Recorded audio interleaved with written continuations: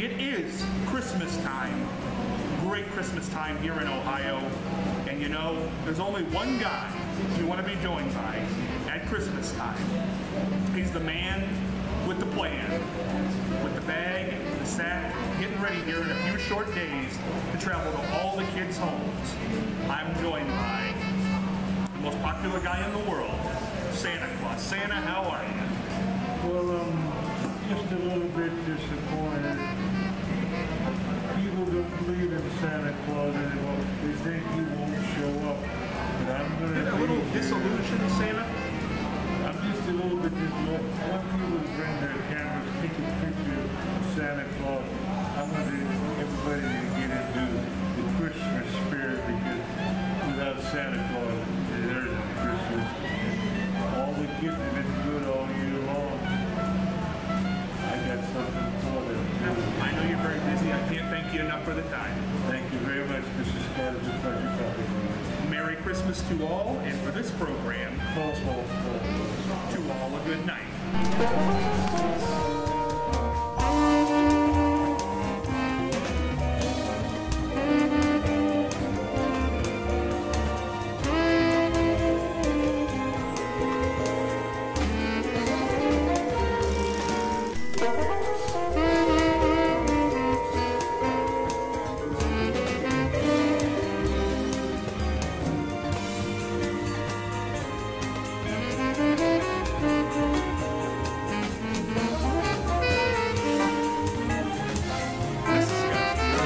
Welcome you to the Scott Spears Now Christmas Special 2013 edition. Today we're going to visit with some of my favorite friends via telephone, talking about Christmases of past, favorite Christmas memories, Christmas ideas for this holiday season, talking about one of the most joyful times of the year, Christmas. We'll be joined in this episode by legendary comedian, Emmy Award winner Robert Guillaume, TV's Benson, one of my old friends who we haven't had on for a long time, wife of Steve Allen, legendary actress Jane Meadows. And then to top it all off, we'll be joined by the 99-year-old world's foremost authority, Professor Irwin Corey, all sharing their Christmas memories. You won't want to miss this. And along through the special, I'm going to have to finish my Christmas wrapping because it's not quite done yet. We're going to go to one of my favorite people, Robert Guillaume. Be back with you on the other side of him. Get that shopping done. This is Scott Spears, and as we continue along with this year's Christmas special, we're joined by one of my favorite guests, the legendary Emmy Award winner, star of TV's Benson and Soap, among a lot of other things, among them being a great run as the Phantom on stage in Phantom of the Opera, Robert Guillaume. Mr. Guillaume, how are you here in the holiday season? Oh, everything's fine, Scott. How are you doing? Doing very well. Happy holidays to you and to your listeners. I certainly appreciate that, and definitely right back at you. Robert, in this time of year, this great Christmas season, do you have a favorite memory from the past Christmases that you've shared?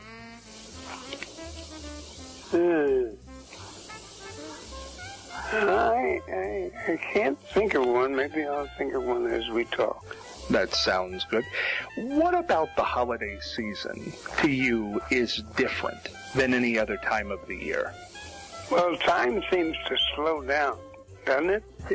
And you wait for something to happen, and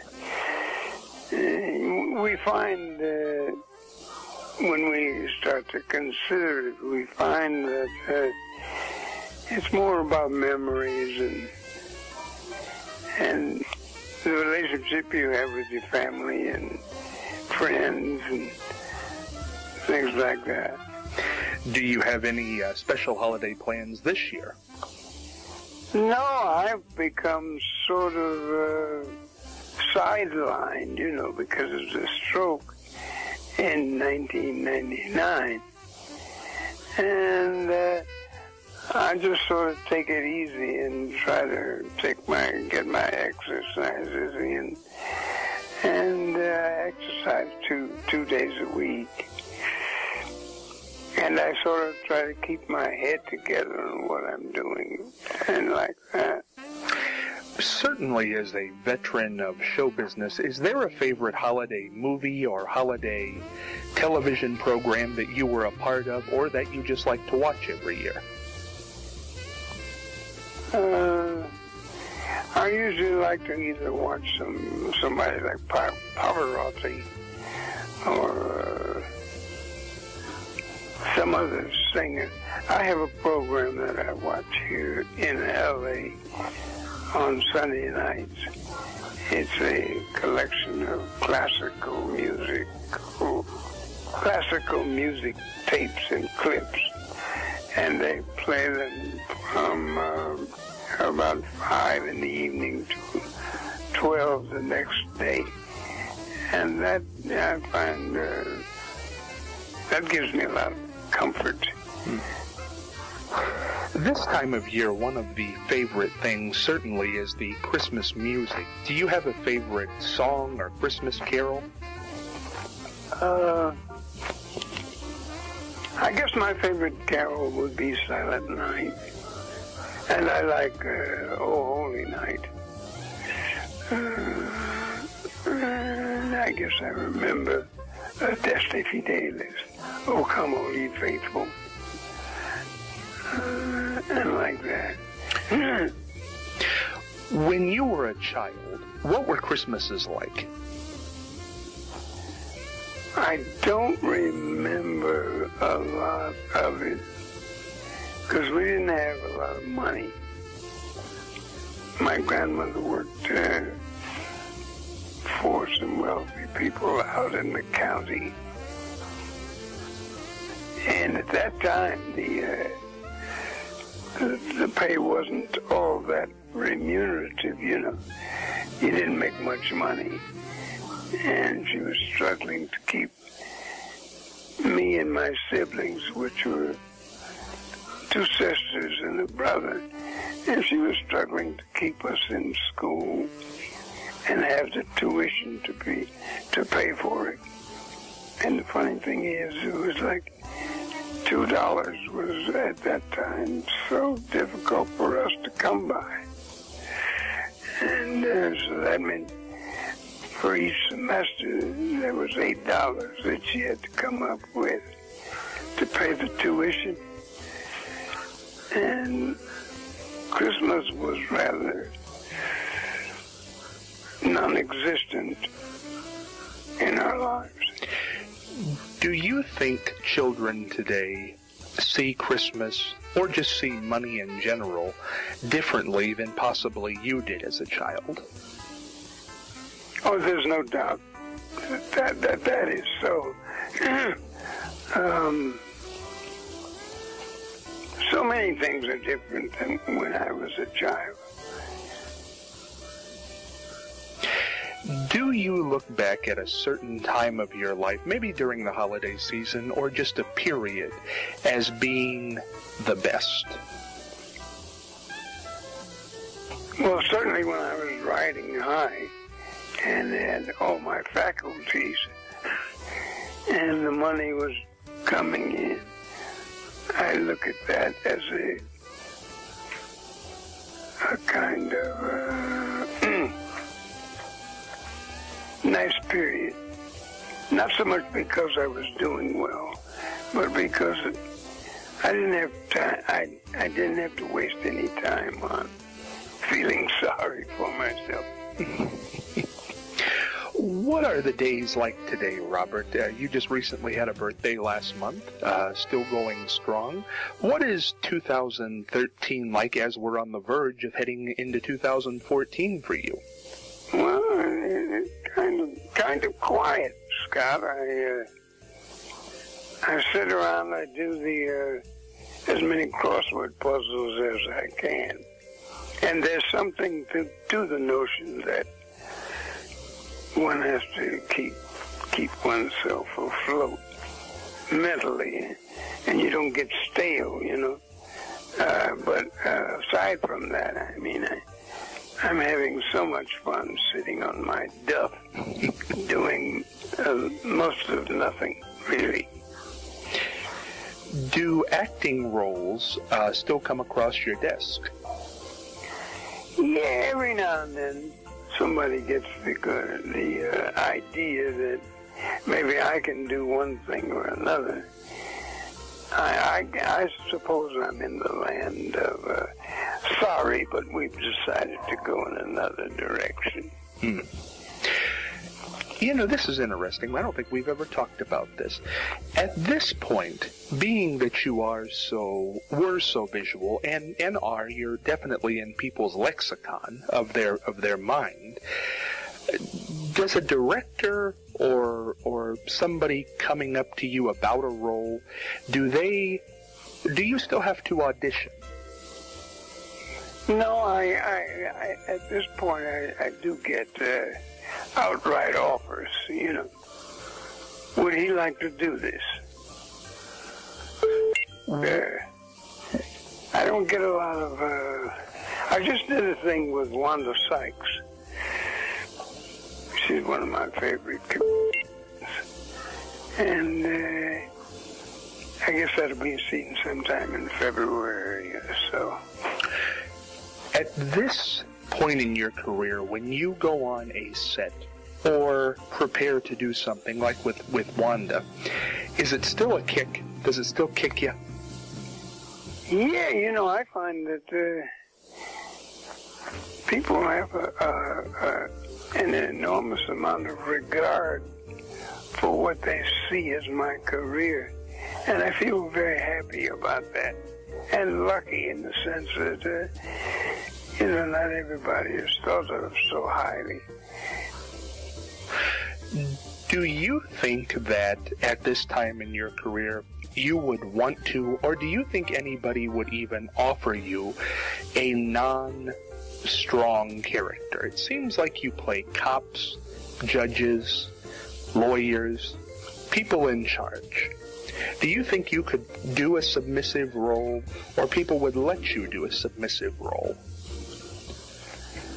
I'm not sure, Scott. I'm not sure how I'm regarded, really, in that regard, in that sense.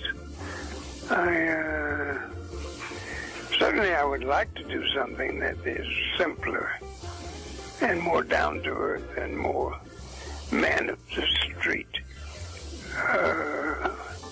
I'd like to do something like that because I get an enormous amount of pleasure out of it. Do you think the character Benson and how he spoke defines you as an actor in the last 30 years in other people's eyes? Well, I certainly hope so, because I put a lot of time in that character, and it was certainly a lucky break for me to get it. I like the character. I like the way he's been allowed to speak. I like the way he was allowed to speak on that show. And, I mean, it should happen to every actor. Does it ever bother you, because you did a lot of great stuff? I mentioned Phantom of the Opera. Certainly you've been in some other great movies. Just a lot of good stage productions before and after Benson. Does it ever bother you, though, that in most people's mind, first and foremost, you're going to be remembered for that one character, even though you liked it? No, I never think about that, Scott. I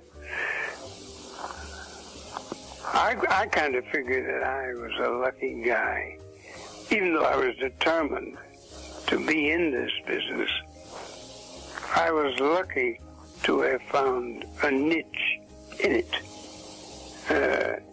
and I was lucky that show business found a place for a guy like me, because I never became the singer I wanted to be. And I never really did all that I thought I might. But nonetheless, I'm very happy that I did find a way to place myself. Being that you did play that character on 2 different series, how much of that Benson character was on the page, and how much was Robert Guillaume? I'd say about, I don't know, if percentages mean anything, I'd say about 50-50. When they offered it to you, what was the character explained to be? I think he was explained to me to be a recalcitrant, someone who wouldn't follow orders. Butler. And that we sort of, I think I sort of got that from the beginning. And the amazing thing is that as soon as I saw the script for Benson, I knew exactly how to play him. Or at least I thought I did, you know, and that's what I put into my work. Because that character could have been full of the traps of show business and that sort of thing, and the kind of thing that had, I don't know, I had a good time with the character. I had a lot of fun with him. And I considered him in the final analysis to be a kind of person that just needles you, Needles.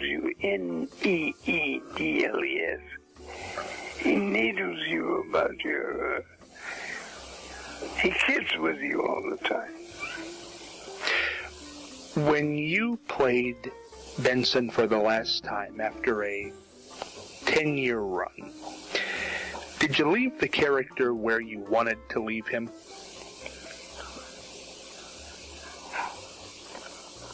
Well, it wasn't anything I planned. We left him on a high note. I think I think what happened was I had run for governor of the state I was in, and we left the character. I had won the election, and but we never got any. We never were able to finish it beyond that episode. Certainly a character that will go down in our minds as somebody we all liked. A very acerbic but lovable character, and that's a trick to do. But he absolutely was. Mr. Guillaume, before I end this conversation, did you happen to think of a holiday moment that sticks out in your mind? Did you ever do anything theatrically that had to do with Christmas? No, I wasn't so lucky. I did a lot of things, but I never got anything. I was in New York for 17 years, working my tail off, but not doing anything really, earth-shaking, or that I could think of that would... I've sort of left it all behind. Christmas in New York is a fun time. Yes, it is. That's a fun time to visit that city. Well, Mr. Guillaume, I have to tell you, it is always a pleasure to speak with you. I certainly wish you a very happy holiday, and look forward to speaking to you again in 2014, and we look forward to the new year. All right, Scott, thank you very much for calling me, and happy holidays to you, and I wish you all the best. Thank you. You take care. And thank you. Call me again. Bye-bye. I sure hope you enjoyed that interview with Robert Guillaume. As you can see, I'm trying to get my Christmas wrapping done this year. I don't know if I'm going to be able to get it done or not. I think it's measured twice, taped 4 times. I don't know. Maybe I should have hired somebody. while I try to wrap this, we're going to continue on with this Christmas special with one of my favorite ladies, wife of the host of the First Tonight Show, Steve Allen, Jane Meadows. Jane grew up in the Orient. You won't want to miss this. Hey, Jane Meadows, can somebody wrap this for me? This is Scott Spears, and it's that time of year again that we celebrate the Yuletide holiday, Christmas time in the world. It's one of the best times of the year, and this year I am very glad to be joined on this program by a lady who has been a many-time guest. I haven't got to speak with her in a while, but so glad she's back during the holidays, because holidays are a time for family, and she feels like family to me and this program. She is legendary actress, wife of the greatest talk show host of all time, Steve Allen, Jane Meadows. Jane, how are you doing this holiday season? Now I feel wonderful just hearing your voice, Scott. I tell you, you are a darling. And I've been thinking about my life today because, as you know, I was born and raised in China, and I never knew anything about Christmas except that my family were missionaries, so to us it was a very Christian, time of year. But I was just a little girl, and I never saw Santa Claus. I saw something very exciting in China. I saw the Dragon Festival. And years later, when I saw it in San Francisco, it was lovely. But in China, in my city, it was from one end would be the dragon's tail, the other end of the city would be the head. And it took 100 men just to make the eye. So you can imagine how large it was. And it wasn't until I came to America that I saw my first Christmas tree and my first Santas. When you saw those for the first time, what was it like? Well, I'll tell you. When we came to America, my father was given a church that was the oldest church in all of Rhode Island. It was built by the British, and it had been in sort of storage. I mean, they weren't holding services. It was just like an antique. But they opened it, and my father was the first dean of the Cathedral of St. John in Providence, Rhode Island. And there was the first time I saw in different houses, or I went to school, of course, and made friends in America, and I would be invited to parties, and they all had Christmas trees.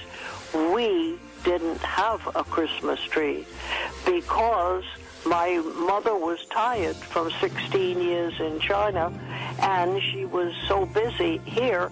We also, she felt it was something that really didn't represent to her a missionary Christianity. We didn't need it. So we never had a Christmas tree. And the presents that we had came from the relatives in America. It wasn't until my father retired, because both he and mother had been in the, the business of being missionaries for so many years. They retired, but my father took a parish in Pennsylvania, right outside of Pittsburgh, and it was Sewickley. And he was asked to take over for a clergyman who was very, very ill and in the hospital. My father took it over for 1 year, and it was one of the wealthiest cities as far as we knew, because it was right outside of Pittsburgh, and we went to the local private, school and everything. But when Christmas came, every one of my friends had a Christmas tree. It wasn't until a week before Christmas that a truck drove up in front of our house, and I was just coming home from school, and I saw this gorgeous Christmas tree all decorated, and I thought, oh, those lucky people, oh, that's so beautiful. beautiful. I wish we had a Christmas tree.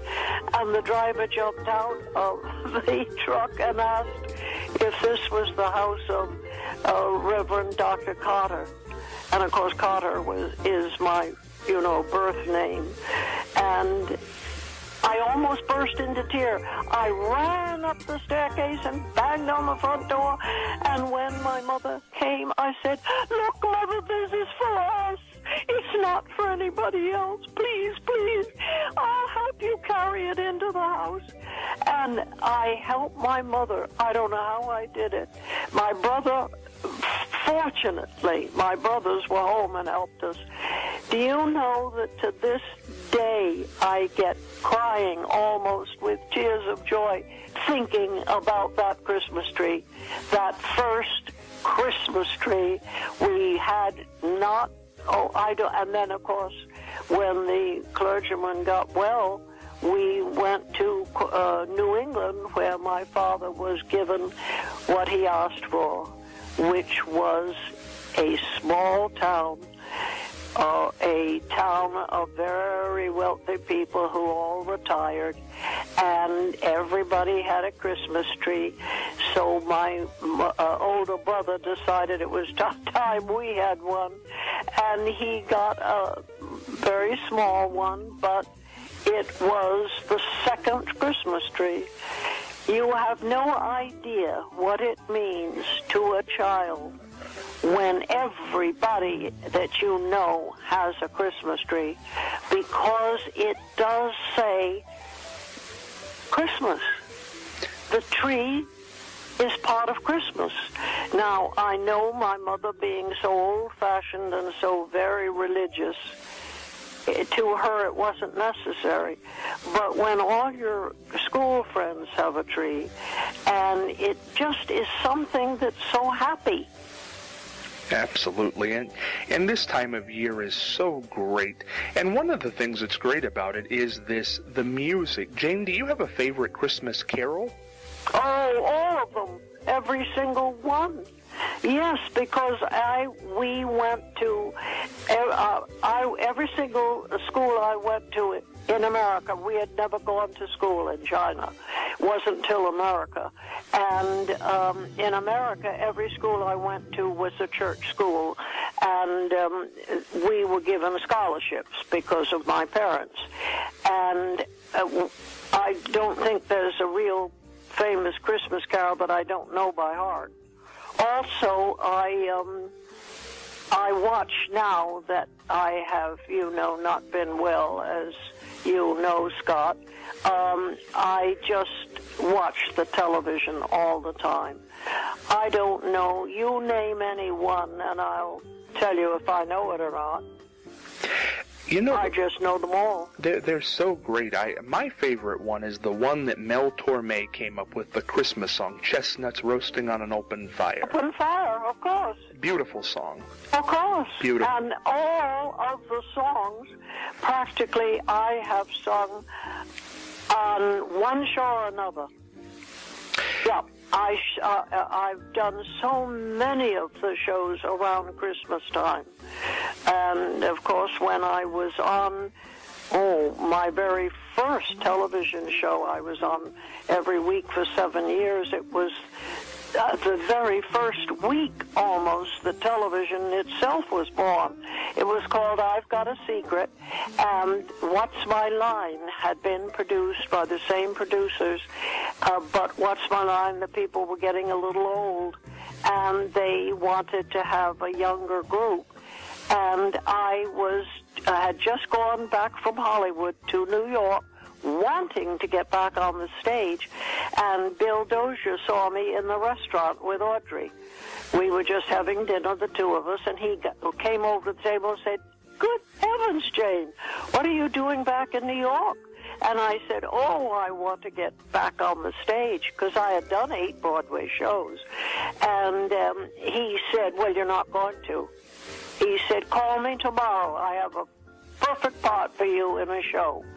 And I said, "But he said, no, you've got to do, this new medium is going to put everything out of business, including the movies. And I said, what is it? We didn't even own a TV set. And in Hollywood, of course, it was almost a dirty word. If you had a set in Hollywood, you practically hid it. And so I called him the next day, and sure enough, he sent me to, it was a show called Danger. And well, I won't bore you with all the details, but it was a show, and like many of them, most of them in those days, it was 3 cameras. And you would just be talking to one, and then you would, when you turned to somebody else to talk to them, there was a camera. You had to make sure that that one saw you. It was more complicated, naturally, than the stage, but movies were a cinch compared to it. But I did it, and then he said, now tomorrow, after you finish that show, I want you to go to this, and they are expecting you, and you will do the show right there. It's a game show. You just play a game. And it was I've Got a Secret. And when I finished it, the producers said, Miss Meadows, we would like to sign you for 7 years. I thought, 7 years? And I said, what do you mean? They said, well, you will be doing the show every week for 7 years, and if you don't like it, you can leave whenever you want, but we would like to have you on. And, my dear, I signed it for 7 years. What are your plans this year for Christmas? Well, this year I go, as I did at Thanksgiving, to my son's house. All the family gets together. They used to always, every Christmas, get together at our house. This year I do what I did, on Thanksgiving, and I had the most wonderful Thanksgiving. Bill lives right near me, and he has this beautiful wife, and she's a marvelous, marvelous hostess and beauty, wonderful wife. And my 3 grandchildren of theirs, 2 boys, one, the eldest one, all of them are brilliant. And the second one, who graduated from Yale, another boy, he is now studying to be a lawyer. He was planning to be an actor, and he spent several years just going from play to play, but he realized that he wanted to get married and have a family, and the insecurity of acting, but he's the handsomest thing he ever saw, and a brilliant actor. But you see, on both sides of our family, nobody was ever in show business. All in either judges or lawyers or businessmen. And so he made a wise choice. Absolutely. Yeah. Even though I went right from high school, I had no interest in college. And I just was clear. There's no doubt about it. In school, I was in every play that was available to me. And I wouldn't have changed it for anything. When you think how many, 20 movies. And I never had to, it was a very wealthy woman in our church who gave me a letter of introduction to George Abbott, who at that time was the biggest producer, director on Broadway. And she not only did that, but she gave me the money for the train to go in. And I went into New York, having never, ever been alone in New York. I didn't know Fifth Avenue from Madison Avenue, but I went right to his, my appointment with him, and he, after we had been talking for about 10 or 15 minutes, he said, Miss Meadows, your accent. He said, I'm trying to place, where were you born? And I was terrified because I had been told only 1 or 2 things about the play. I didn't even have a chance to read the script. It was to be a comedy, and of a very wealthy New York society girl, and I thought, oh my goodness, if I say I was born in China, I'll never get the part. And I said, where was I? Oh, I see what you mean. Well, I really wasn't born anywhere. And he didn't laugh. He looked at me like I was the craziest woman he had ever interviewed in his life. But my dear, he said, Monday. We start rehearsals Monday, and so be at the Henry Miller Theater at such and such. I went to the Henry Miller Theater having never read the play, didn't have a clue what it was all about, but he told the cast before I got there, he said, wait till you get a load of the ingenue in the play. And he told the line of what I had said. And Kirk Douglas, who had one line in the play, I was the ingenue lead, he told me that McClintock had told the story about me. And it was indeed it ran 2 years. That started my whole Broadway career, and from that, MGM signed to me. Never going to dramatic school, college, anything, just luck. You know, Jane, this brings up an interesting point, because today there was a news story. Of course, we all know now that Jay Leno is leaving The Tonight Show in May of 2014, but that he has met with CNN, of all networks, to possibly do a show. What do you make of that, Jane? You mean he's leaving The Tonight Show to go with who? They're saying he met with CNN, the news network. Yes. Do you think that would be a good place for Jay? Oh, you mean he's doing a new show, but it's an entirely different format.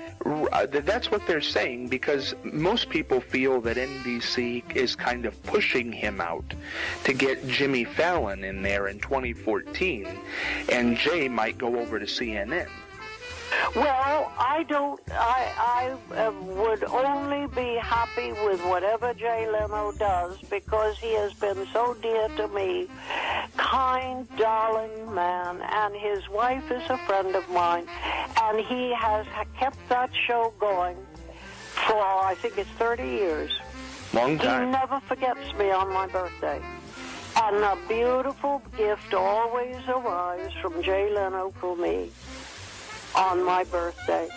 So I will be in the front row of whatever he does. I think what happens when people are on a show for 30 years, either the star gets tired of it and doesn't realize. It's like my mother and father, you see, when they came to America, they were tired of their work in China. I think we have to think of ourselves first, because the networks always can get another star. They are only interested in money, and they forget that they've had 30 years of a man making a lot of money for them. Absolutely. Very well put. Yeah, but that's the way I feel. I adore Jay. Yeah. And I adore Mavis. And they couldn't have been sweeter to me. And if he was a bitchy man, he would have been jealous of Steve, because you know the reason that Steve left the show was because when they signed Steve, they signed him to do whatever he wanted to do. And he told them his format, and they asked if he minded if they called it The Tonight Show. He said, no, I don't care at all. He said, I think that's a lovely... They said, because we're opening up late night, and we want to put you in late night opposite Ed Sullivan. And Steve said, well, that's prime time. And they said yes, and Steve had been doing, it was not prime time, but it was not the big salary yet. But when they put him opposite Ed Sullivan, I said to Steve, we were engaged to be married. And I'm thinking like the practical money brain of, well, if we're going to get married, I want to make sure that Steve's getting the money he deserves. So I said to him, take it, because it's like jumping from a salary of $1,000 to a salary of $50,000. That's what the late night area, that's what the salaries are. And he went into late night opposite Ed Sullivan. And it was a terrible period because Ed Sullivan was prime time, and he had been on for a long time. He was very hot in the business, and the deal was that Steve could not do his Tonight Show format. He literally, and then they said to him, who do you want to replace you? And Steve said, well, you know, I've been using this young kid, Johnny Carson, and Johnny Carson was in daytime, and Steve would use him in small parts, in and out. And finally, Steve said, there's no doubt about it. He said, I think you couldn't do any better than Johnny Carson. And then Johnny Carson called Steve on the phone and said, Steve, that was very kind of you, but I can't do what you do. I don't play the piano. I don't ad-lib. I have to have writers. And so Steve said, I'll tell you what, keep my writers. Because Steve had found that 5 times a week was really very, very difficult if you didn't have writers, have somebody to help you. And so he gave Johnny Carson his writers. I've forgotten all the things he did for Johnny and talked Johnny into doing the show. And of course Johnny did it and was brilliant at it. Did Steve like Jack Paar, who followed him in that time slot? Jack Paar, Steve never disliked anybody in his life except Hitler. He literally was one of the sweetest souls that ever happened. If somebody was cruel, if somebody didn't help the poor, or if somebody, he knew that the man would beat up his wife, or all the things that we're supposed to. In other words, the 10 Commandments meant something to Steve. Steve was a devout Catholic, a devout Christian, and he was really extravagant where the poor are concerned. He could literally not help enough people to suit himself. He was really quite wonderful, and I think it's why he was so popular. Absolutely. Because he was very popular in show business. He never did a mean thing to anybody. One of a kind. Yeah, absolutely. And Jay Leno I adore, Johnny Carson I adore, all of them. I don't hate anybody. Nobody's important enough for me to hate. Yes, Hitler, he was important. And so let's, don't anybody be nice to him if he comes back again. That's exactly right. Yeah. Well, I have to say, Jane, it is so great speaking with you at the holiday time because, as I said when we started the interview, I do think of you as family. It is so great to have you back on the program after a little bit of an absence, and I could listen to your stories forever, and I hope going into the new year that we'll have you back on the show many times because you are one of a kind as well. Well, dear, I feel the same way about you, and I've never heard anybody say a mean word about you, Scott, dear. You are very much loved, and God bless you, and Merry Christmas, and a Happy New Year. Oh, my word. This has been fun, but of course I talk too much. No, Jane. I rattle on, and I can't help it. I could listen on all night. Jane, you have a great, happy holiday, and we'll speak in the new year. Thank you, dear. Bye-bye. I look forward to it. Bye-bye. Bye-bye. Hello, welcome back to the Scott Spears Christmas Special 2013. I'm Jack, your friend, the elf on the shelf. Hope you enjoyed that interview with Jane Meadows. Well, Jack, I certainly did. And as you know, in the holiday season, we have a lot of fun with the red and the green, the traditional holiday colors here, symbolized by these balloons, which are currently casting a shadow, so we're going to let those go for the minute. Jack, the elf on the shelf, very popular. Everybody has an elf. Some are named Seymour, some are named Brittany, some are named Tito, Cupcake, Beverly, and he lives in our tree during the Christmas season, along with the beautiful ornaments. Let's get a picture of the tree for the holiday special. Star symbolizing the north here at this time of year, Bethlehem. Jane Meadows grew up in China. Can you believe she was 10 years old before she saw our first Christmas tree? Christmas trees have become such an important part of the holiday season. Before we get on out of here on this Christmas special, because I got to get this holiday shopping done, and I got to get this stuff wrapped, we're running out of time. We're going to visit with a man who maybe has seen more Christmases than just about anybody in Hollywood. He is the legendary world's foremost authority, Professor Irwin Corey. And by the way, you're going to love him have him tell you the history of Christmas. Don't get upset, it's just very, very funny. Back to wrap it up after the professor. Go ahead, Professor.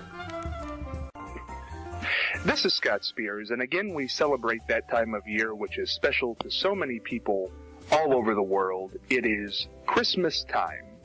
Joined this year by a good friend of mine, one of the...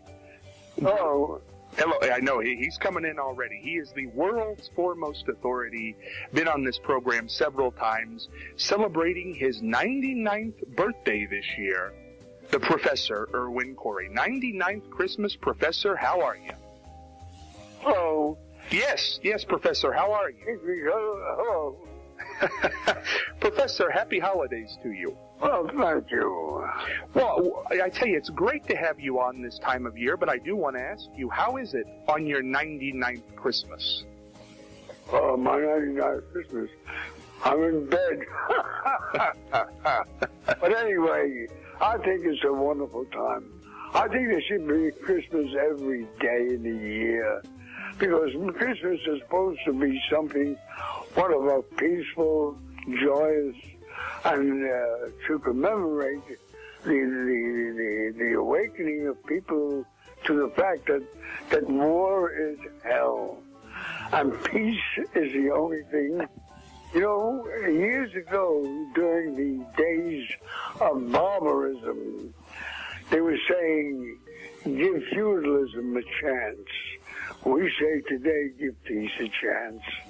Well, peace is a wonderful thing. However, I'm reminded of a story about His Majesty, the Maui, looking down on his favorite planet Earth. And he was very disturbed over what he saw. He saw the 3 Mile Island, or the 10 Mile Island. He saw Chernobyl in Russia. He saw atomic bombs destroying Nagasaki and Hiroshima. He said to his son, Mysus, I would wish you would go down to my planet and see what you can do to at least ease the tension that is abiding by my favorite planet. And Jesus says to he says, Pop, if I go down there, they'll kill me. And his father says, so what? You'll be back Sunday. What a great Christmas story, and I would expect nothing less from Professor Irwin Corey. Professor, though all the years, almost 100 Christmases now, what is your favorite Christmas memory? My favorite Christmas memory is not a memory, it's an actual life. Because we live for today. Tomorrow is not forgotten, but it's not of any use to us, except to the memories of how we can control the winds, control the sea, and control the fire, and control everything that causes the earth to become disturbed. We find that, we call it now intelligent design. It's no longer His Majesty the Lord. Intelligent design doesn't mean anything for the simple reason if there is intelligent design, why have we got volcanoes? Why have we got storms? Why have we got fire? Why have we got earthquakes? Why have we got all these things that disturb the even cute existence of the human being and the farm? I was reading a book just recently where they say that the earth is 10 billion years old. 10 billion. And His Majesty the Lord hasn't been here in 2013 years ago. 2013 years ago is less than a million days. It's only 730,000 days ago. Wow.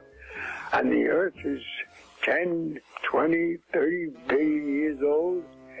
It got so long because we know that the messianic idea is Hebraic. Only the Hebrews believe in the Messiah. It's the Catholics and Protestants that took the first guy that came along. The Hebrews are waiting for the real guy. And when he comes, we're going to say, what were you doing? Why did you wait so goddamn long?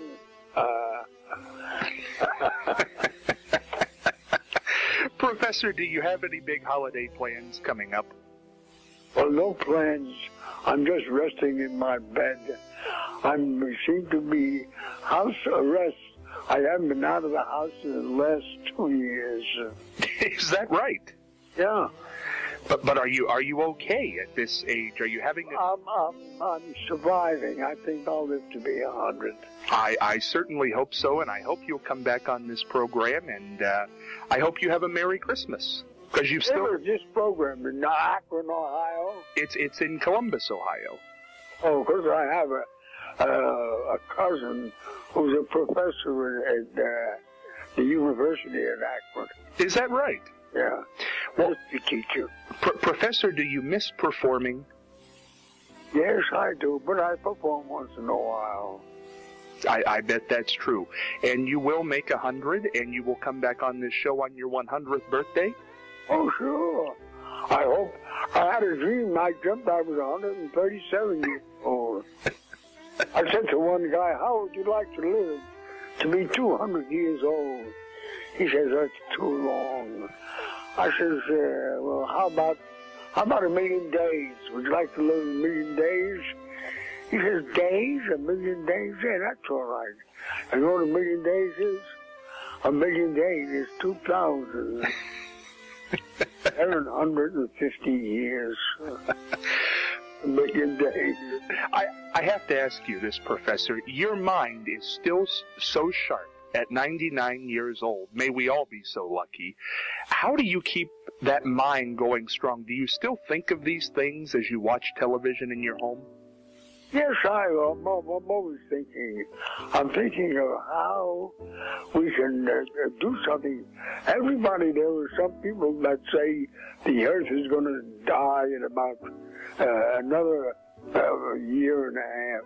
And they give the date it's going to go. That date passes and we're still here. I think the earth is going to stay here for another 10 billion years. And you might make it that long the way you sound today. You sound great, Professor. Well, I wish to be 137.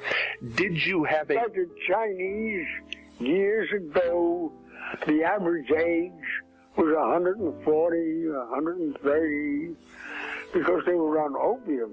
And opium seems to keep the body in good shape, although you never realize it. Do you deal in opium, Professor? No, I have never tried it. Your 99th birthday back in July, did you have a big celebration? Yes, we had a big, we had a few hundred people at my son's house. I have to tell you, Professor, on this program, earlier on, we had on Jane Meadows, the wife of... Meadows? Yes, Jane Meadows. Still around? She's still around, 94. Her sister, Audrey Audrey passed away, didn't she? Yes, Audrey's gone, and Steve Allen. Along with Jackie Gleason, and who was his partner in the... Art Carney. Oh? Art Carney? He won an Academy Award for a picture called Tony, about a dog going from New York to California. I remember that. Do you have any great roles left in you, Professor? At 99, is there something you still want to do with your career? Well, I was in a play. I was in two Shakespearean plays. One was Midsummer's Night Dream, and the other was Hamlet. I played a grave digger, and the reviewer says he can understand why Shakespeare called the grave diggers clowns, with Erwin Corey playing the part. That was very good. And I had a play, a Midsummer's Night Dream, in a way, Taming of the Shrew. And one of my lines was, I was kicked out of a pub, or the character was, bounced out of the club, and he fell asleep and he got up.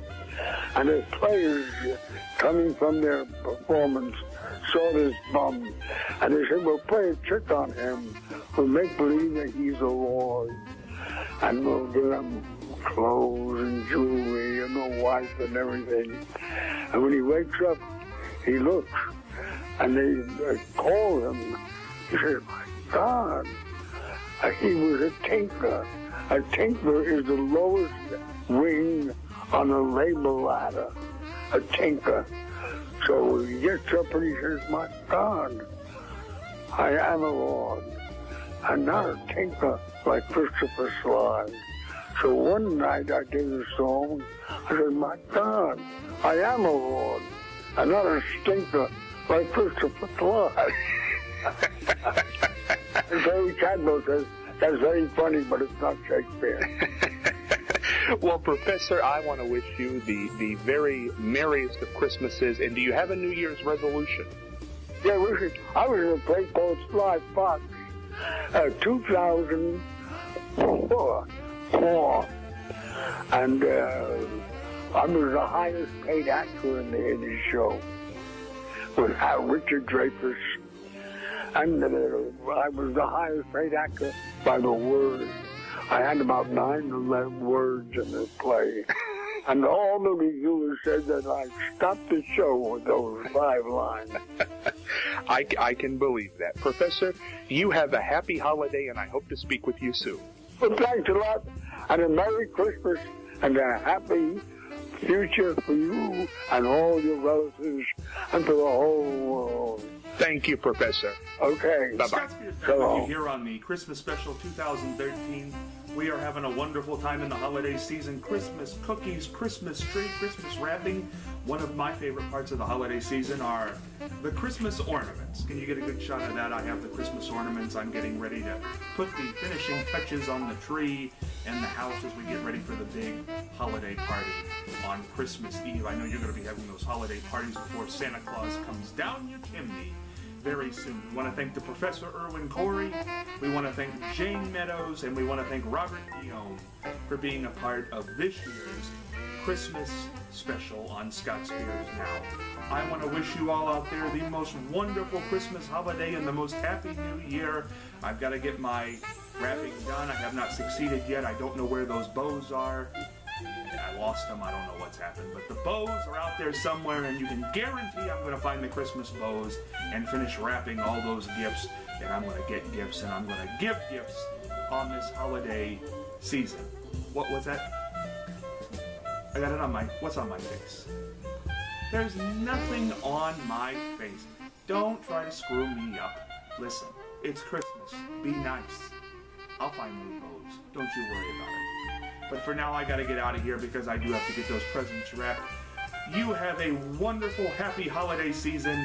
Merry Christmas to all.